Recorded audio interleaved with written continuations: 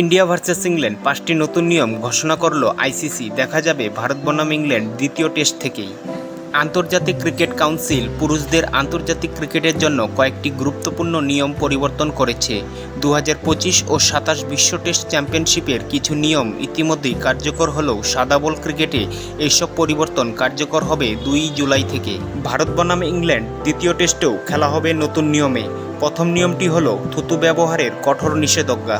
বল polish ক্ষেত্রে থুতু ব্যবহারের আগের নিষেধাজ্ঞা বজায় থেকেছে, তবে নিয়মে পরিবর্তন করা হয়েছে। আগে বলে থুতু ব্যবহার করলেই তা পরিবর্তন করা হতো। আবেগ ক্ষেত্রে ফিল্ডিং দল ইচ্ছে করেই থুতু লাগাতো বল পাল্টানোর জন্য। এখন এটি করলে ব্যাটিং দলকে ৫ রানের পেনাল্টি দেওয়া হবে। আম্পায়ার চাইলে বল বদল না করতেও পারেন।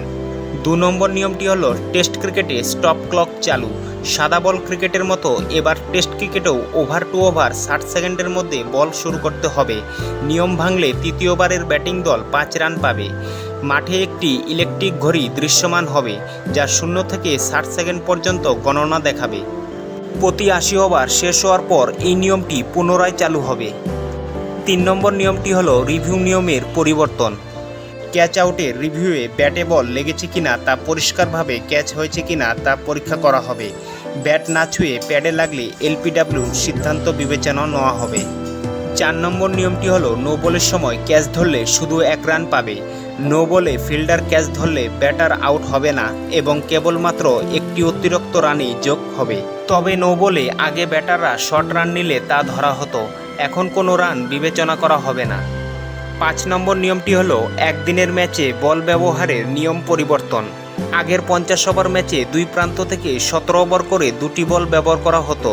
এখন নতুন নিয়ম অনুযায়ী ৩৪ ওভার পর্যন্ত দুটি বল ব্যবহার হলেও তা ৩৫তম ওভার থেকে একটি মাত্র বল দিয়ে খেলা হবে।